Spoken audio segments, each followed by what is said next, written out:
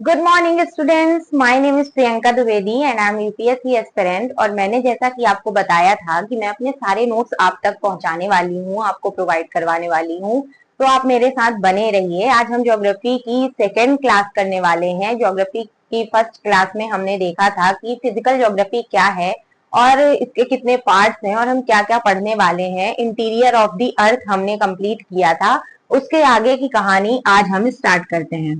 ठीक है, तो ये कुछ हमने पढ़ा था कि ये 3 लेयर्स होती हैं, इसका पूरा डिवीजन भी हमने पढ़ा था। तो ये क्रस्ट है, ठीक है, और ये मेंटल है और ये कोर है। ठीक है, हमने पढ़ा था कि ये 3 लेयर्स हैं और जो सेकेंड है उसमें एक इम्पॉर्टेंट पार्ट है एस्थेनोस्फीयर का। एक इम्पॉर्टेंट पार्ट है क्या? एस्थेनोस्फीयर का। एस्थेनोस्फीयर का, ठीक है। एक एक सेकेंड,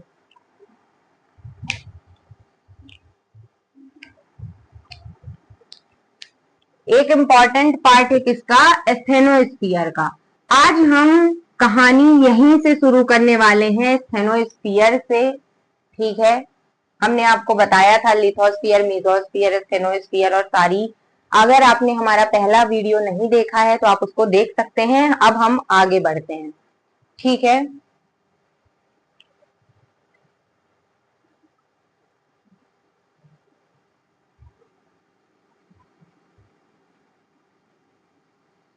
आज हम सिर्फ डायग्राम बनाएंगे एस्थेनोस्फीयर का।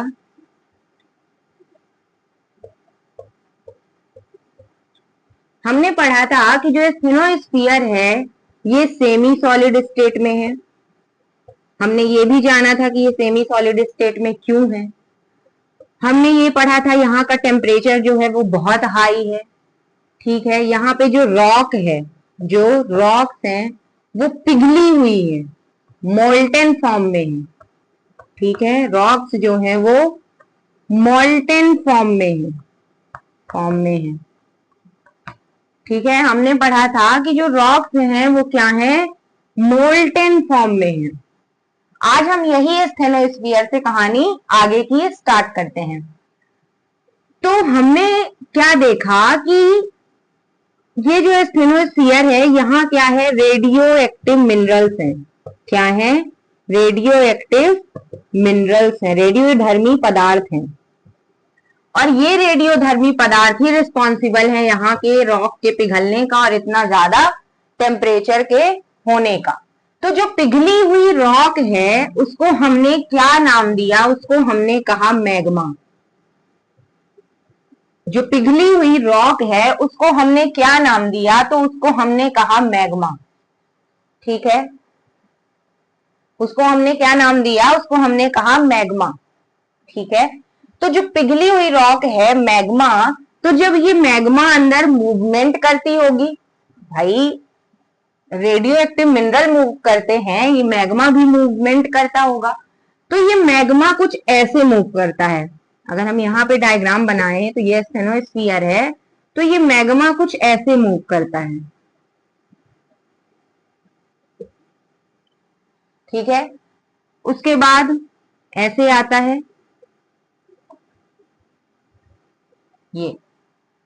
ये मैग्मा कुछ ऐसे मूव करता है। तो जब ये मैग्मा मूव करता है तो सिंपल सी बात है कि मान लो ये नीचे मोल्टेन फॉर्म में कुछ है, पिघली हुई अवस्था में कुछ है, इसके ऊपर ये है। तो जब ये मूव करेगा तो इस पे इम्पैक्ट पड़ेगा या नहीं पड़ेगा? इस पे इम्पैक्ट पड़ेगा, बिल्कुल पड़ेगा। और ऐसा कहा जाता है कि हमने पढ़ा था कि जो ऊपर क्रस्ट है उसमें कौन सा मिनरल है? सियाल। और नीचे जो मेंटल है उसमें कौन सा मिनरल है? सीमा। तो जो सियाल है वो सीमा में तैरता है। ठीक है, जो सियाल है वो सीमा में क्या करता है? तैरता है, फ्लोट करता है। तो ये जो मैग्मा मूव करता है तो ऊपर इम्पैक्ट पड़ता है। अब मान लो ये बुक रखी हुई है, ठीक है, इसमें से बीच की एक बुक आप उठा दो तो ये सारी बुक क्या हो जाएंगी, अव्यवस्थित हो जाएंगी, गिर जाएंगी, हो सकता है कि हो सकता है कि गिर जाएं, हो सकता है कि ऊपर नीचे हो जाएं, ठीक है, हो सकता है आधी बुक फट भी जाएं। तो ये जो सिस्टम है ऐसा ही कुछ यहाँ पे होता है।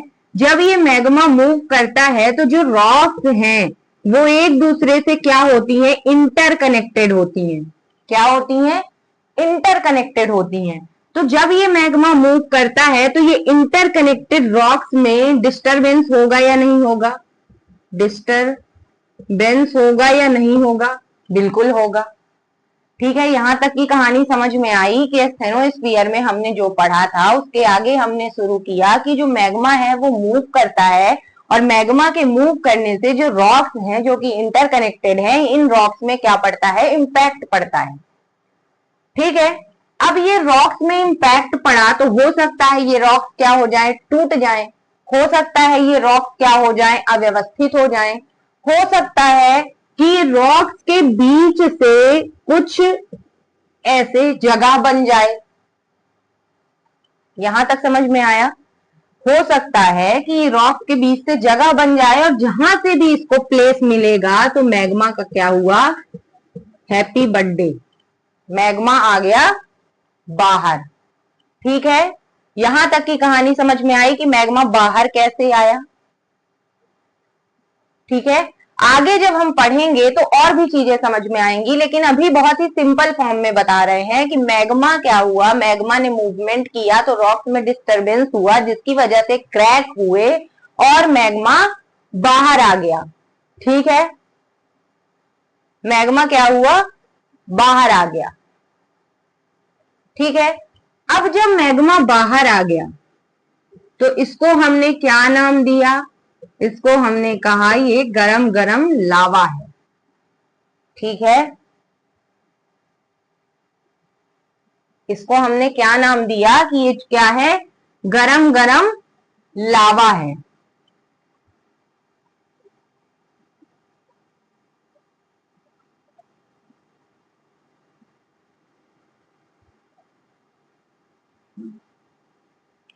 हमने पढ़ा कि मैग्मा मूवमेंट करता है, मैग्मा के मूवमेंट करने से रॉक्स में डिस्टरबेंस आया, रॉक क्रैक हुई और क्रैक होने से एक जगह बनी जिससे मैग्मा बाहर आ गया।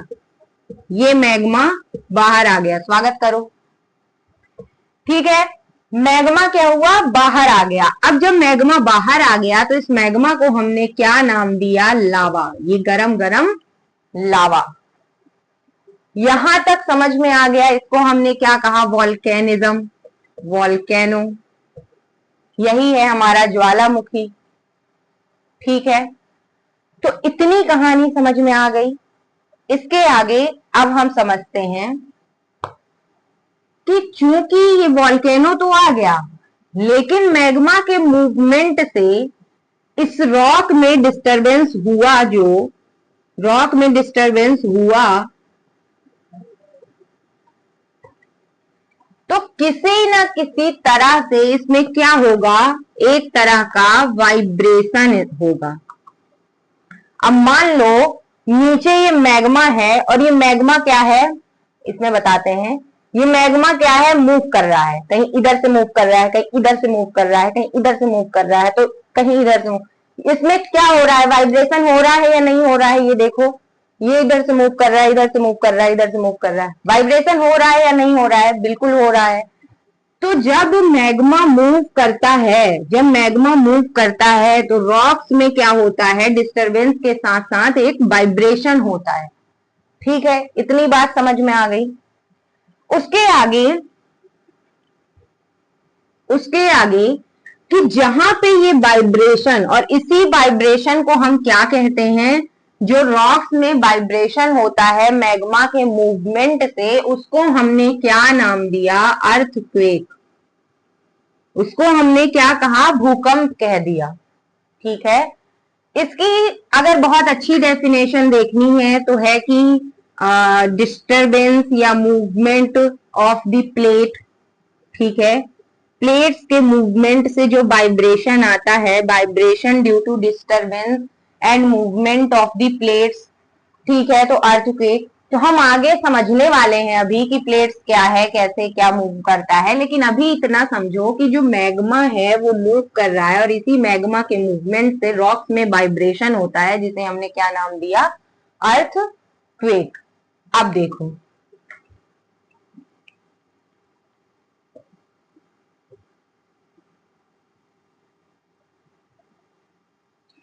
जहां पे ये अर्थक्वेक सबसे पहले पहुंचता है, सपोज यहां पे प्रेशर ज्यादा लग गया, ऐसे मैग्मा मूव कर रहा है, यहां पे प्रेशर ज्यादा लग गया, हिट हो गया, ठीक है, यहां पे हिट हुआ सबसे पहले, तो इसको हमने क्या नाम दिया, फोकस।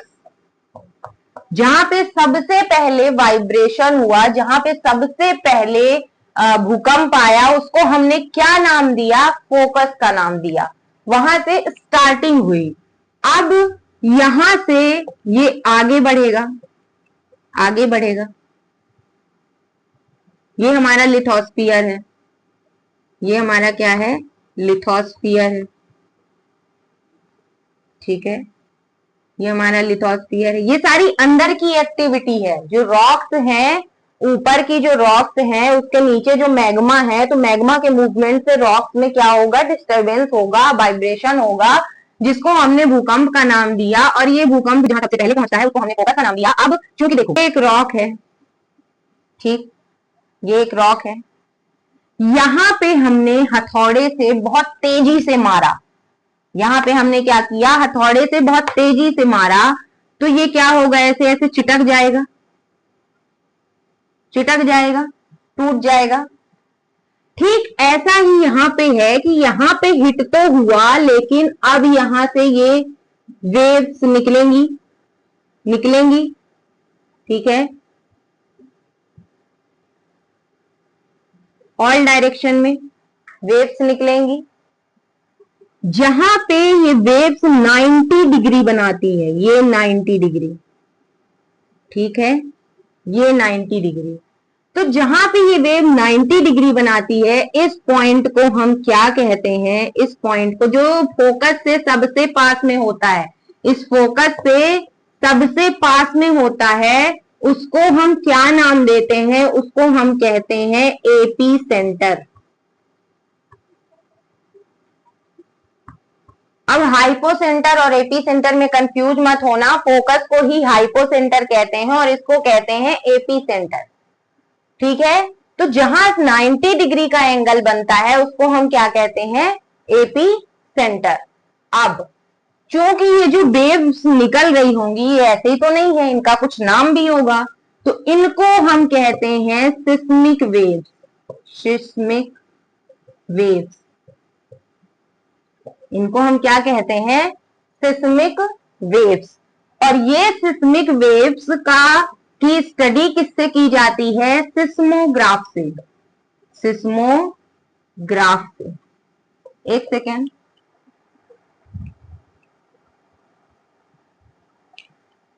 ये सिस्मिक वेव्स की स्टडी की जाती है सिस्मोग्राफ से। जो सिस्मोग्राफ है ये कुछ ऐसा,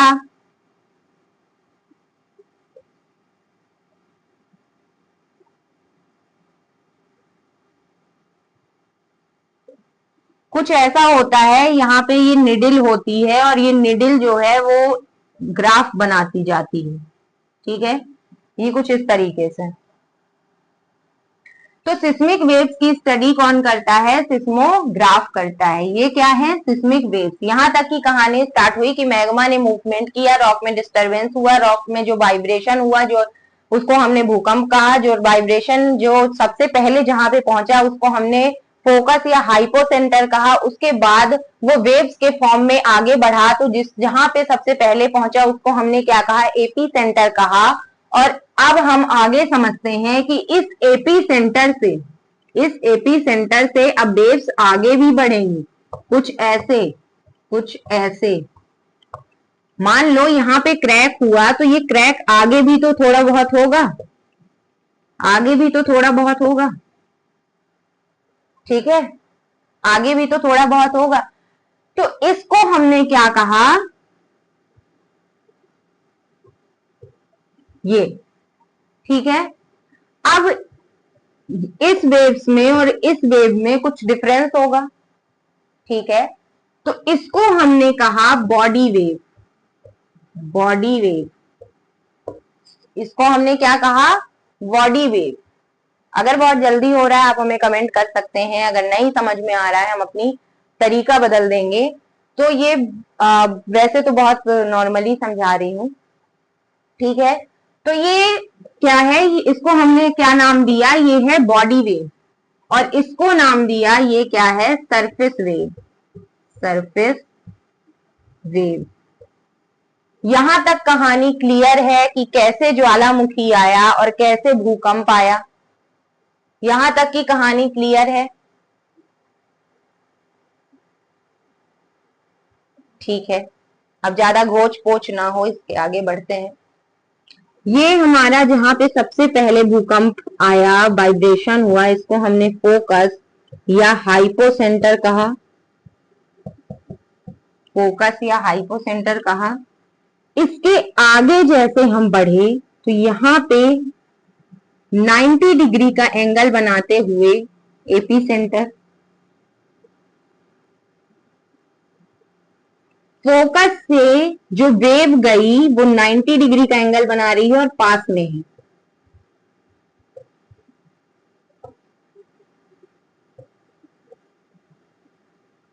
और ये सारी जो वेव्स हैं इनको हमने क्या कहा, बॉडी वेव। और एपी सेंटर से आगे वेव्स जाएंगी कुछ इस तरह से, इनको हमने क्या कहा, सरफेस वेव।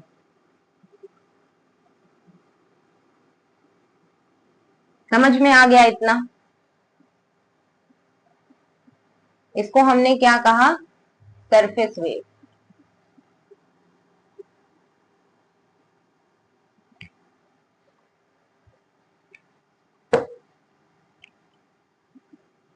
ठीक है, यहां तक कहानी क्लियर है। बॉडी वेव को फर्दर हमने दो वेव में डिवाइड किया, एक होती है पी वेव और एक होती है एस वेव। इसको हम कहते हैं प्राइमरी वेव। ये सारी क्या है, सिस्मिक वेव्स, ठीक है। और ये है सेकेंडरी वेव, सेकेंडरी वेव, ठीक है। इसको हमने कहा प्राइमरी वेव और इसको हमने क्या कहा, सेकेंडरी वेव, ठीक है। अब आगे बहुत आसान शब्दों में समझते हैं, बहुत आसान शब्दों में, ठीक है। बुक की लैंग्वेज को साथ में लेकर बहुत ही सरल भाषा में कि जो प्राइमरी वेव्स हैं ये कैसे मूव करती हैं। तो देखो,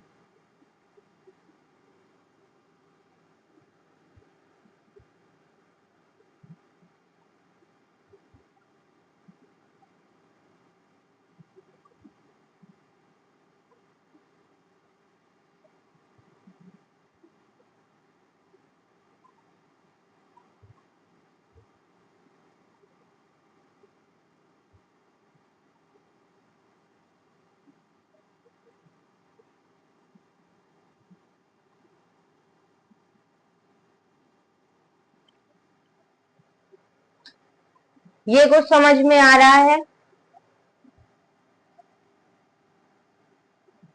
ये कुछ समझ में आ रहा है, नहीं आ रहा है, समझाते हैं। यहां पे आप देख पा रहे होंगे कि वेव्स कैसी हैं, पास पास में हैं। और यहां पे आप देख पा रहे हो दूर है, फिर पास है, फिर दूर है और फिर पास है, ठीक है। मतलब एक जगह पे वेव्स क्या है, कंप्रेस्ड है, पास पास है, और एक जगह क्या है, एक्सपेंड है, मतलब दूर दूर है। तो वेव्स कैसे मूव कर रही हैं, compression expansion, compression expansion, compression expansion, compression expansion, पास दूर, पास दूर, कुछ इस तरीके से वेव मूव कर रही है। तो हम पहला पॉइंट क्या लिखेंगे कि जो वेव है, वेव क्या है, जो प्राइमरी वेव है, इनको हम प्राइमरी वेव कहते हैं। तो पी वेव जो है वो कंप्रेशन और एक्सपेंशन करते हुए मूव करती है, move with compression and expansion, compression and expansion. Number second, these waves are known as longitudinal wave.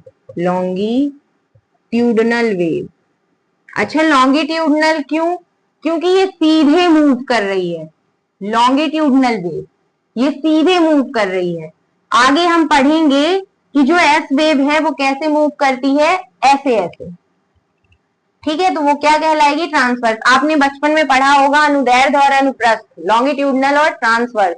तो इन वेव को क्या कहते हैं, लॉन्गिट्यूडनल वेव कहते हैं. नंबर थर्ड क्या है,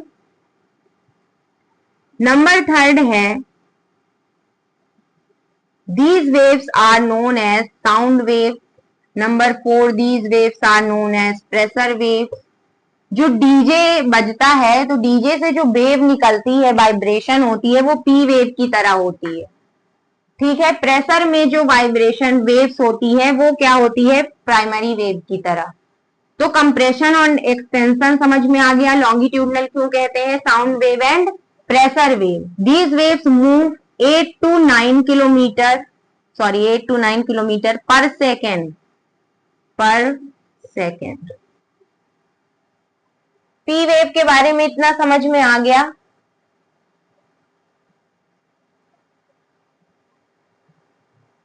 एट टू 9 किलोमीटर पर सेकेंड. तो ये था प्राइमरी वेव. ठीक है, ये था क्या, प्राइमरी वेव. सेकेंडरी वेव, हाँ सॉरी, प्राइमरी वेव में एक चीज और लिखिएगा, वही मैं कहूं कुछ भूल रहा है. प्राइमरी वेव में एक पॉइंट और लिखिएगा कि इनके जो पार्टिकल्स हैं वो मूव करते हैं पैरेलली. ठीक है, इनके जो पार्टिकल्स हैं वो पैरेलली मूव करते हैं. तो कैसे पैरेलली मूव करते हैं, पी वेव जो है वो सीधे चलती है. ठीक है, तो इनके पार्टिकल्स कुछ ऐसे चलते हैं, ये. ठीक है, तो पी वेव के जो पार्टिकल्स हैं वो कैसे चलते हैं, पैरेलली. कैसे चलते हैं, पैरेलली. ठीक है, अब हम स्टार्ट करते हैं एस वेव.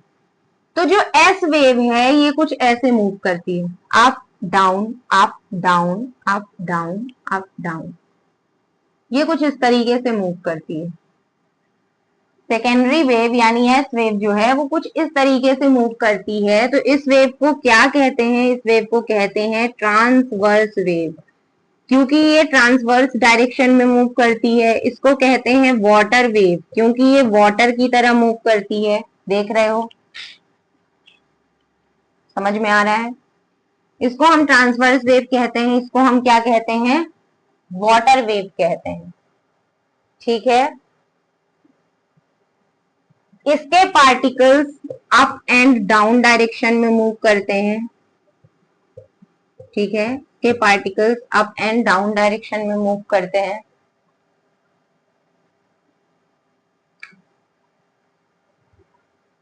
ठीक है,